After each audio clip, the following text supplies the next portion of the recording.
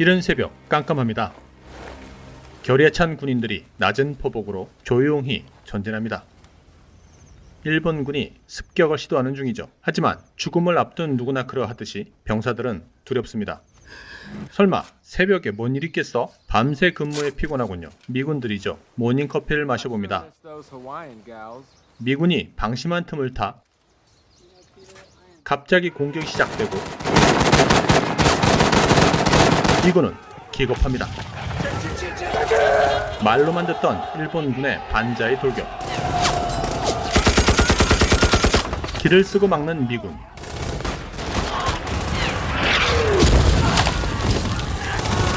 (5,000명에) 달하는 일본군의 무차별 공격에 속수무책인 미군.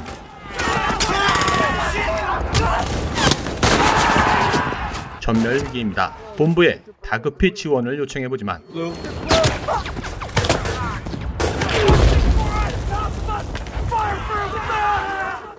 Victor Blue, repeat last transmission, over. 1944년 7월 미군은 일본 본토 폭격을 위한 B-29 기착지를 확보하기 위해 일본군이 점령 중인 사이판섬 공격을 시작하는데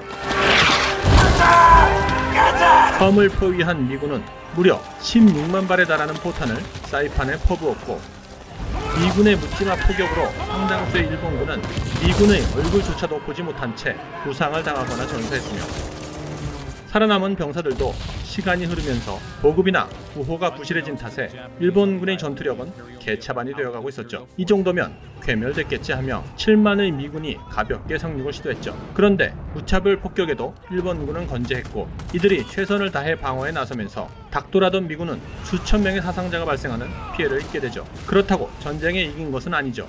절대 아니죠. 결국 개전 한 달도 안 돼 섬 대부분이 미군에 의해 점령되었고 일본군은 주랭랑을 치면서 산악지대 밀림과 불 속으로 숨어버립니다. 전열을 가다듬은 일본군 잔당들 반격을 준비하는데 이미 패전이 기정사실임에도 항복하지 않고 얘들이 이렇게 버티는 이유가 있었죠. 아시아를 호령하던 일본의 연합함대. 실제로 연합함대는 있는 배 없는 배 몽땅 끌고 사이판을 향해 긴급히 오기는 했는데 하지만 거기까지입니다. 도중에 미국의 태평양 함대에게 대패당했고 큰 타격을 입은 채 그만 본국으로 도주해버렸네요. 그러니까 결론은 안 온다는 말이죠. 오히려 벤노의 최후 명령문이 읊어지는데 사이판을 대놓고 버려버리네요. 그도 그럴 것이 본토 방어도 급해 죽겠는데 섬 나부랭이를 지원할 형편이 안 되었던 거죠. 같은 시각 이른 새벽 미군 주둔지 외곽 일본군의 마지막 총력 공격이 준비 중이었는데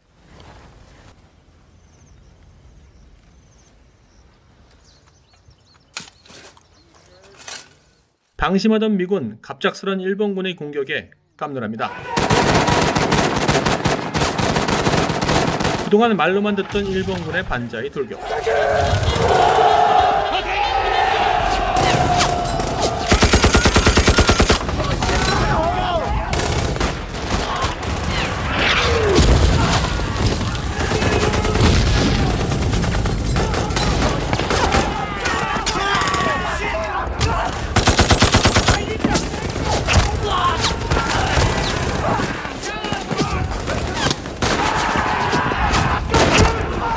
Victor Blue.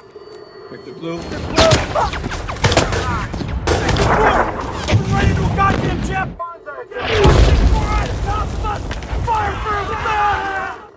Victor Blue, repeat last transmission, over. I think it's been overrun.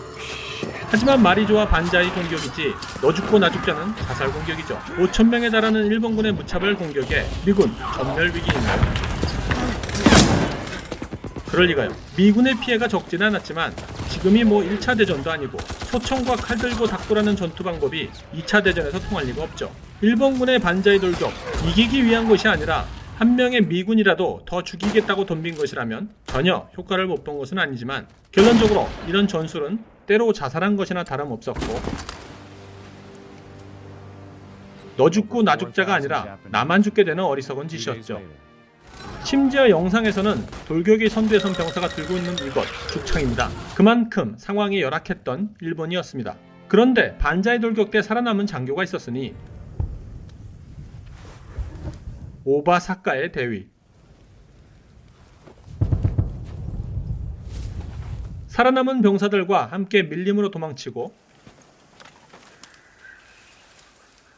장교인 오바 대위를 중심으로 패잔병들이 모이면서 100명가량의 중대급 부대가 만들어졌죠.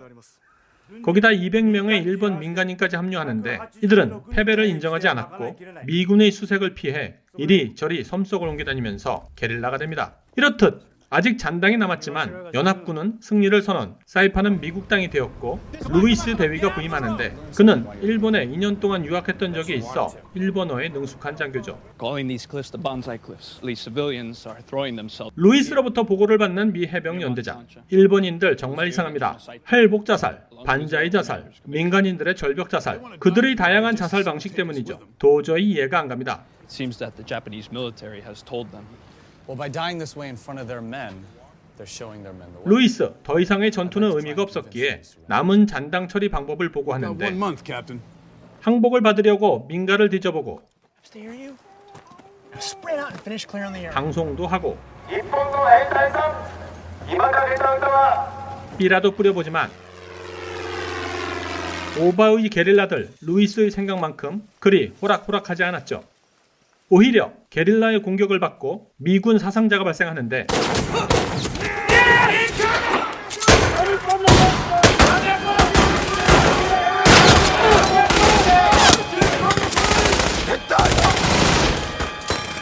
Ceasefire! Well, sir, they just disappeared. Check the wounded. 연대장은 폭발합니다. 승리 먹은 전투 막판에 진급을 앞두고 훈장을 받아도 부족한 판에 툭 터질 노릇이죠. 오바, 개새들 땜시 빠기칩니다. 그런데 100명 잡자고 한포 사격을 요청한다거나 공중 포격을 할 수도 없었고 부하들에게 개거품만 물어대는데 본격적인 대규모 소탕 작전이 시작되고 섬 전체를 훑으며 이잡듯이 뒤져보지만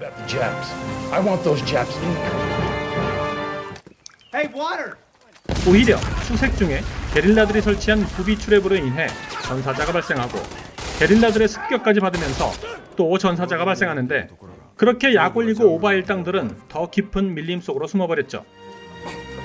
연대장, 이젠 뚜껑 열립니다. 이젠 안 봐줍니다. And lost 11 U.S. Marines. 다 죽여버릴게요. Fox character, Lewis. What is his name? He's a clever man. What do you think the brass is gonna say? Get out of my office! 빡친 미군 동굴을 탐색하고 항공 탐색도 해보고 화염 방사기로 조지기도 해보지만 아이고 참말로 어디 있는지 도무지 알 수가 없네요.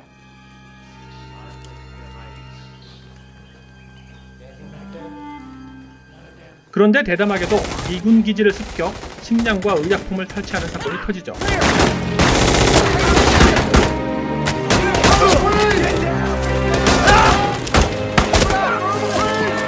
연대장, 결국 모가지가 날아갑니다. 전출감에서 한마디 하는데 I still don't get the Japs, Captain. The Fox. That's his name, Colonel. When you get this Oba character, you tell him he's a bitch.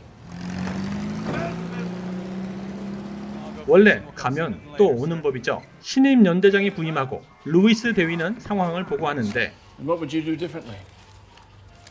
Well, sir, I'd like. 강경책을 피던 전임 연대장과는 달리 신임 연대장은 루이스에게 전권을 부여해주고 유화책을 피죠. 루이스 대위 포로 시민들을 설득해 좀 더 애절하고 강한 메시지를 담아 다시 삐라를 뿌렸는데 본토의 아작났다는 내용과 사진이었죠. 銀座あたりかと。東京もこんなことに。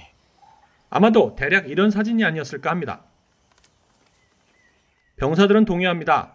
본국의 지원을 기다렸는데 이젠 물거품이 된 거죠. 매일 밤 사이판에서는 일본 본토 포격을 위한 미군 폭격기가 수시로 이륙하고 있었고 이래저래 지휘관 오바는 고민이 많아집니다. 결국 미군의 포로로 잡혀있는 민간인들을 몰래 접촉하고 그들의 의견을 들어봅니다. 発砲所に大量のビラが巻かれました。このビラの写真は偽物ですよね。私は写真はこれだけではありませんでした。焼け野原になった我が祖国の痛ましい姿でした。統合韓国 오바는 갈등합니다. 어떻게 해야 할까요? 그 사이 원폭을 2번 쳐맞은 뒤 8月6日、広島に、8月9日、長崎に新型爆弾が落とされ、町は壊滅、おびただしい数の死者が出たようです。 덴노의 항복을 선언하고 Hirohito's announcement of Japan's un こんなことはありえない。これは敵の謀略です。この嘘を我々に信じ込ませるために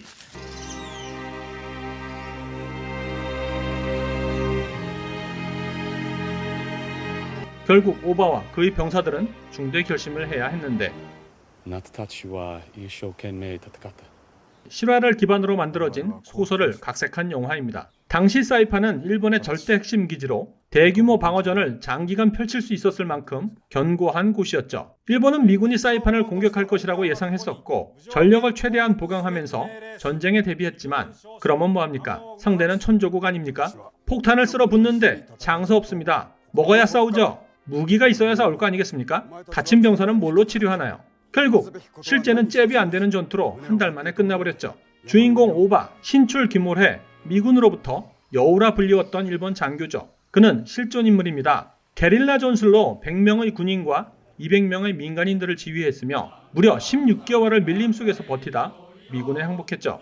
종전 후 연합군은 그를 석방하였고 일본에 돌아온 오바는 유통기업 대표를 지내는 등 정상적인 삶을 살다가 제명의 세상을 떠났다고 합니다. 그에 대한 일본의 평가는 글쎄요, 그닥 긍정적이지는 않다고 하네요. 다 죽었는데 혼자 살았다 이거죠. 구독자분들 중에서는 영상에서 쓰러져가는 일본군들 중에 강제로 끌려간 조선인들도 많았을 것이라며 가슴 아프다고 하셨습니다. 뜻하지 않게 일본에 강제 징집되어 머나먼 이국에서 희생되신 선조분들의 명복을 빕니다. 영화에서 오바가 항복할 때 칼을 넘기는 장면이 나오는데요. 이 칼은 후에 미군이 보관하고 있다가 오바의 재요청으로 다시 돌려주었다고 하네요. 현재는 그의 후손들이 가보로 보관 중이라고 합니다. 지금까지 무비 추천 우치였습니다.